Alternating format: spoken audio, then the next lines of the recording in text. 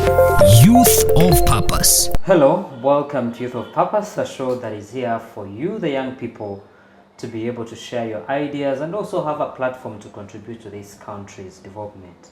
Now, one of the biggest challenges that this country faces, and I would say most of African countries, and focusing on the young girl child, is the issue of menstrual hygiene. Young girls not being able to manage the whole of this issue, but taking it in perspective, young girls being able to get sexual reproductive health services, it's very hard.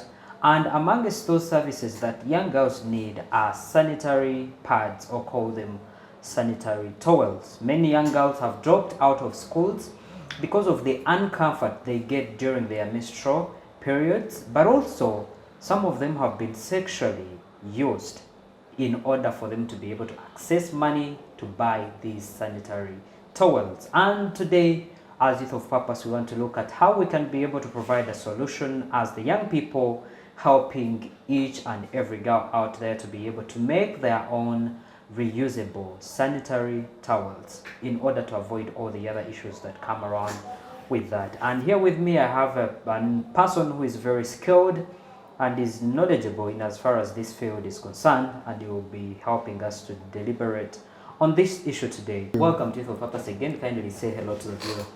Thank you so much, UBC. Thank you so much for this opportunity, you, Ivan, and the show. As you said, it's my second time, but of course this time round with a different skill. True. And I'd like to say hello to all the viewers out there, hoping that the ones watching now mostly should be the girl child. Mm-hmm. So basically, before we even rush into the product and what the skill we're going to be teaching to the young people out there, kindly break down for us the problem.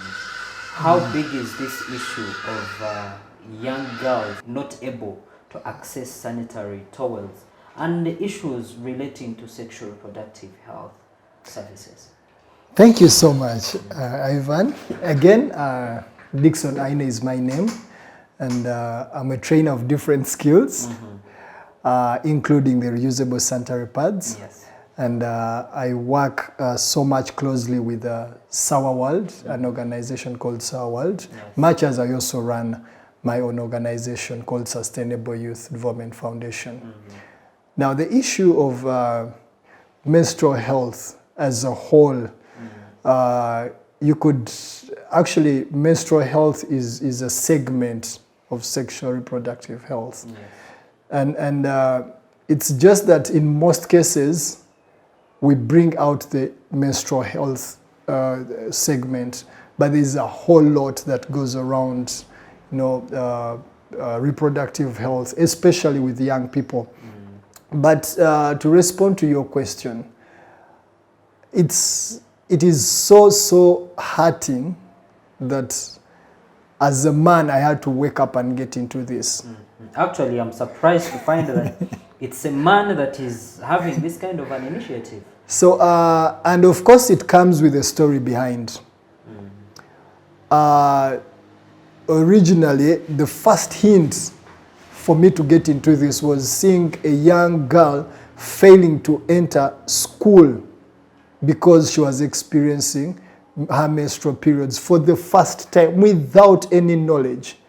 So by the time she was getting into the gate, I was coming out of the school, and the girl just stood there and no one to talk to, no one to...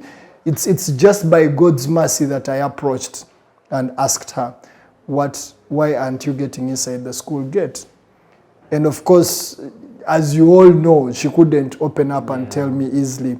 So what I did, eventually I realized there was something wrong. Yes, and I went back inside and called a female teacher to look into this whole thing, to help the girl. But that is a small story that drove me into doing this. But the problem is beyond that small story that I'm talking about. So I followed up, and I realized that the school literally didn't have a senior woman teacher. That is one. Two, the school didn't have, a safe room where girls could feel, could rest during their menstruation, even access to water, readily available water. And when you go into the toilets, they are not so much separated.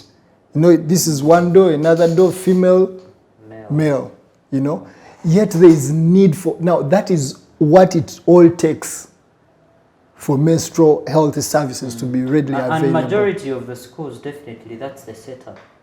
I'm telling you, it is so hurting that, that I had to get into it. Wow. So, of course, later on, I started this as a menstrual health management program, simply giving out knowledge on how best girls should be handled while at school, especially during their periods. Now, to answer the other question, most people, and actually not even locally here in Uganda, countries, African countries, got to realize the issue of access to menstrual health products during the lockdown.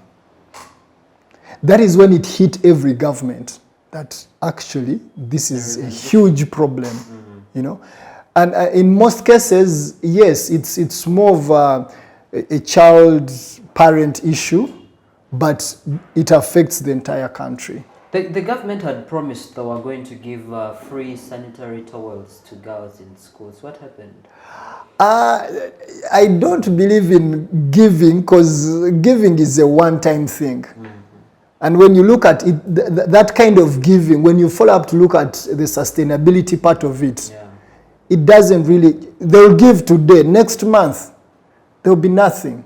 And there'll be more girls in school, definitely. So empowerment of these girls and making sure that these towels are accessible at any time would be the better solution. Yes, that is why me I'm more into the skilling than the production. Yes, I produce, but my main point is to skill the young people, because they will not, you will not always produce. Of course, you cannot be the only producer. I'm seeing new people coming up producing reusable sanitary towels.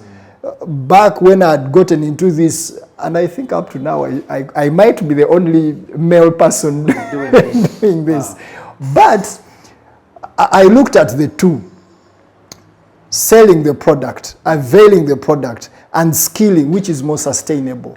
Skilling. When I train one girl child how to make a reusable sanitary towel, she will train 5 more. 5 more. And before you know it, the entire village knows how to make their own sanitary towels. And it will no longer be an issue.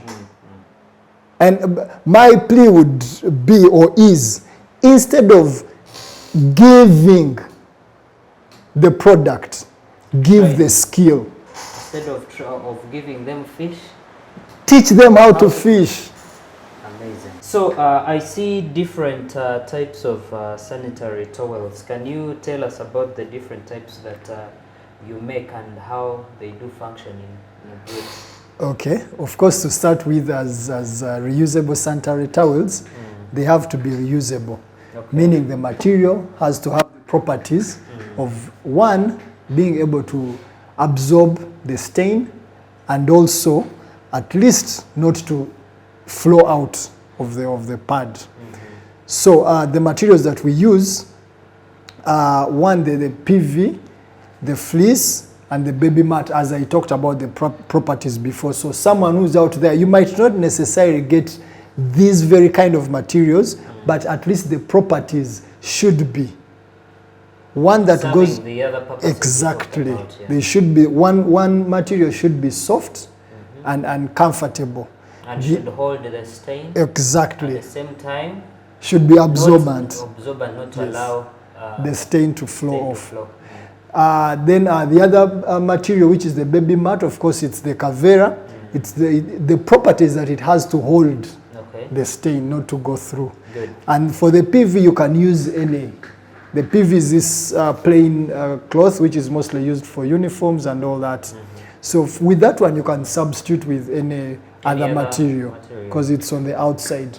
Now, when it comes to the sizes and the shapes, like I said again, it depends on, you're making it yourself, you're doing it yourself. So it's up to you to decide whether you want it so big, whether you want it so small, whether you which color you want. which color you want, that's but make sure that you get bright colors that will show you when you're washing that this part is clean enough. Wow. And this is not yet clean enough. Okay, Because they will be able to get all that through the next segment, where you shall take them step by step on how to make these sanitary towels. So one, because we might talk here and say this is an option, but the most important issue and why most young girls are not able to get these sanitary towels, it comes to the issue of the cost and accessibility.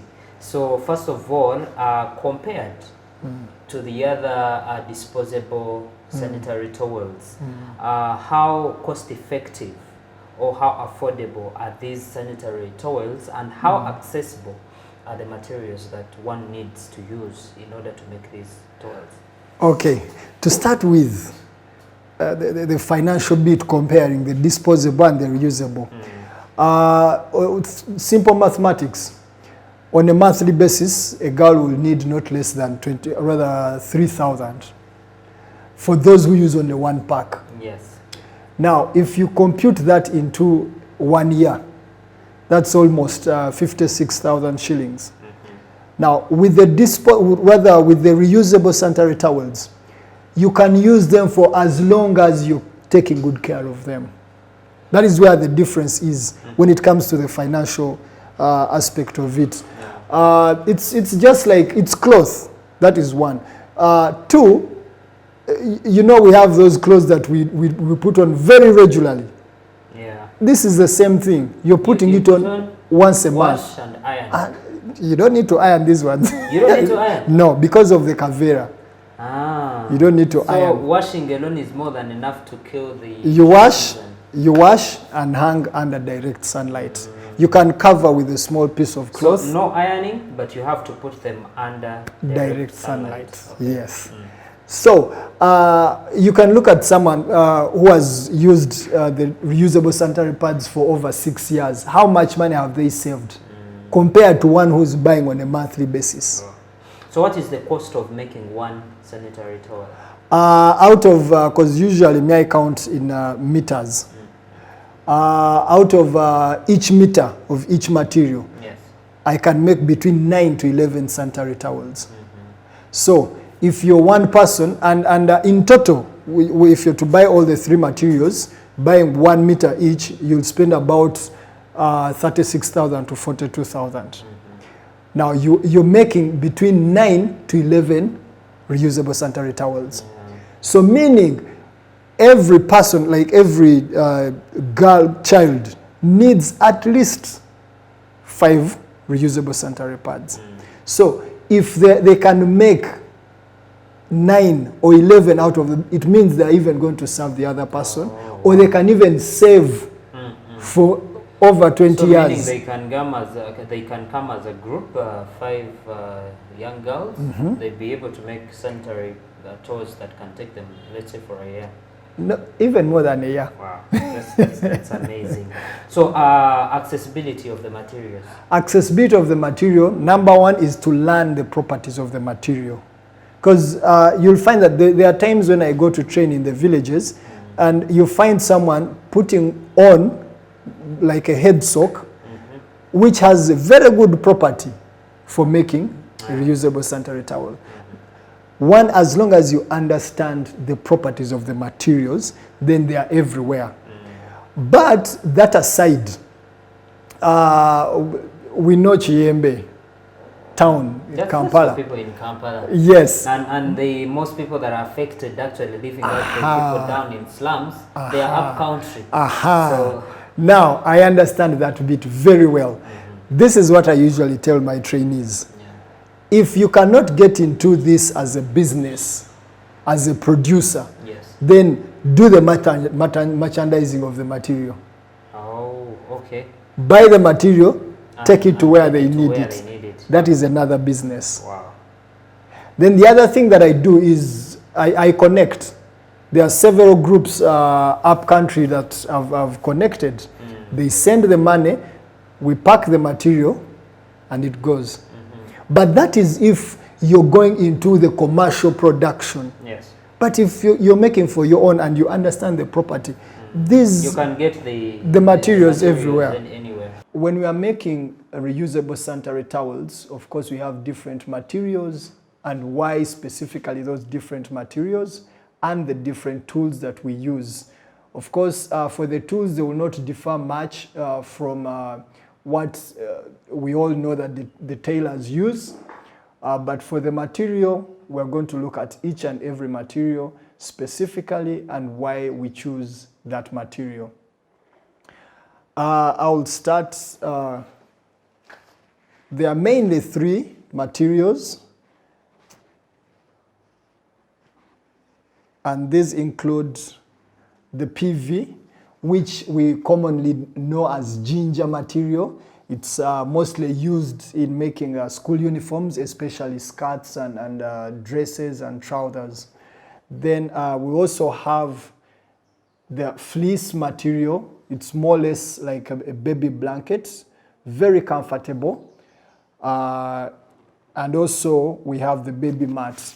This one is mainly, it's a kavera, but it's mainly used in labor wards. And the reason why we use these 3 specific materials, one, the baby mat helps to retain the stain so that the stain doesn't go through. Then the absorbent, which is the fleece, it's mainly to absorb the stain and keep it in. And of course for the PV, it's a top covering. You can choose. Doesn't mean that if you don't have these kind of materials, you cannot make a reusable sanitary towel. Instead of the PV, you can use any African fabric, commonly known as kitenje. But of course, that will depend on your taste. Because the beauty about these hands-on skills and products that are made by ourselves, you have the opportunity to choose what you feel better with. For the tools, like I said, we do not differ from what the tailors use. You have the scissors, you have the tape measure, you have the buttons, you have the needles. So it doesn't really differ much from what the tailors use. And of course, we also need the threads. So the first step when you're making a reusable sanitary towel is to have a shape. And that shape, you start with a piece of paper. You draw your shape, which in other words we term as the map. Now, how do you do that? Let's take an example of this paper. It might be a little bit bigger, but you can use an A3 size or an A4 size. Now you fold it twice just to get the center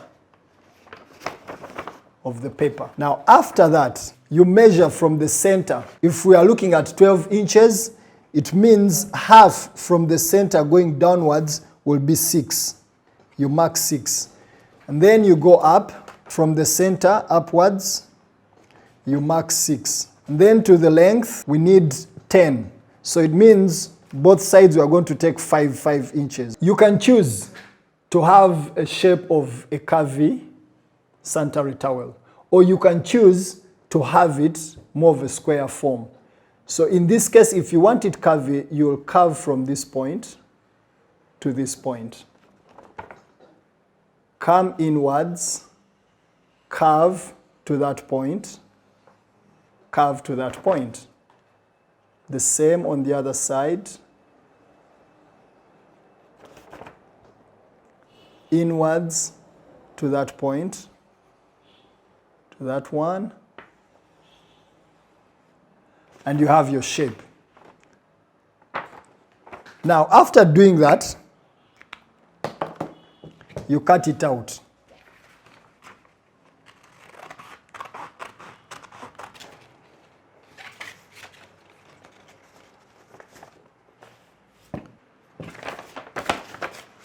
Now we have our shape. After getting this shape, you get the material. You stick them together using these pins. This will help you when you're cutting for the material not to move. Then we get our shape and place it on the material and also pin it. You can choose to pin all the 4 corners or just 2. And you do the cutting.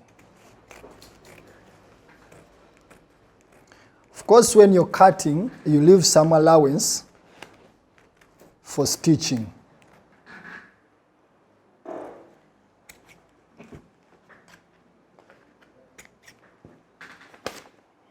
Now we have all the 3 materials under the shape that we cut first. And that liner has to be in between, not exceeding the edges of our shield. The whole of this is called a shield. Now the liner has to be in between. You had measured 10 from one wing to the other. You're going to reduce at least 2 from each side. 2 inches from each side. So in this case, now we're going to cut our liner. This time round we are going to use 1 liner like this, but you can choose to have 2 liners put together, like I explained earlier on. Bring our liner and start stitching. We start with the liner because it's what is going to go on the inside. I use running stitches because they cover more space in a short time. Now, the way you arrange these materials is very important because after stitching, we are going to have to flip inside out or turn the inside out so that the baby mat goes on the inside and the liner, where you stitch the liner from, goes on the inside. So first, it depends on how you want to put it, but first facing out of my face is the PV, rather the baby mat. Second is the PV, and last is the fleece material that also has a liner that is facing my end. When you're done stitching going round, you do not close in from where you started from. You leave some space to help us flip the inside out. And this is how it happens. And then we flip our pad inside out. Extreme, but where you have cases like this, now this is what I was telling you, that when you're stitching, you don't stitch to the edges. But still, even if this happens, you can still have another running stitch on the surface. At this point, your reusable sanitary towel is ready for use, because they do not only save us, or rather help us to save money, but they also protect our environment. And of course, protect us from different skin diseases, different diseases that we might not even be knowing that come with the ones that are disposable. Thank you so much. Yeah, so that's a good one. First of all, what I need people to understand is that for you to do business, you need to be able to identify a problem. And the moment you're solving a problem, there is no way you can go wrong with business. We all understand young girls are having issues with menstruation and handling their menstrual periods. And therefore, if you can start an initiative of this kind, do quality stuff, you're certain that as a group of young people, you can be able to make some money. Don't talk about issues, and excuses of like, we don't have money, we don't have startups. Learn to start small, but also learn to pour capital. Don't focus on working alone. Get a group of young people. Each one of you, if for example, the materials need 36,000, say we're going to start saving 1,000 per month. Push, get something to do, get the 1,000, save until when you get 36,000 as a group. You start small, the first bunch will give you the second will give the third, The third will give you 2 more, and before you know it, you have It's a a whole big business running. So this is an opportunity for you, and focus on learning skills. That's how nations have been able to develop. There is no way we are going to take over the industries. That's why we had challenges. For example, during the Amin regime, the economic crisis that we had here, chasing away the Indians, the professionals, people that were skilled, and then you don't have people to work the in industries. the Yeah, but when people have the industries, it doesn't matter what happens. People can be able to produce their own products and survive no matter the circumstance. Do you have any other message to the young girls as we conclude? One thing I need to assure the young girls that they have all the open spaces. The open spaces are there, so they should raise up and work on their issues as other people come in to support. And with that said, of course, they need to take up skills, just like you've said. Start small. I'll give you an example. I started the reusable sanitary towels business with 50,000 shillings. And yes, at the level I am, I can say I'm ready for investors because I have the knowledge, I have what it takes. So maybe I'll use this opportunity to call up. Take the opportunity. To call up. Any person who would like to invest in you to impact on the lives of the young people you've had. So if there is any way you can be able to support his initiative to make sure that we help the young girls of Uganda to be able to have these services and not drop out of schools just because of a mere sanitary towel, that we can empower them to make themselves in the end and have an educated population. I thank you so much for watching this show. I do believe we're going to transform this nation through hands-on skills and as young people making sure that we are involved in whichever issue is affecting this country. Look at the problem, get the solution, get a group of other young people, come together, contribute if it needs financing, and start small to be able to learn from the process and grow organically to make sure that we develop this country. It's ours, and therefore if we do good, then we are preparing for the next generation to find a fertile ground to take our country to another level. Thank you so much. My name is Ivan Tumukunde. Follow me on all my social media platforms, on Facebook, Tumukunde, on Instagram, Tumukunde, and on LinkedIn, Tumukunde. On Twitter, _Tumukunde. Thank you so much. See you next time. Youth of Purpose.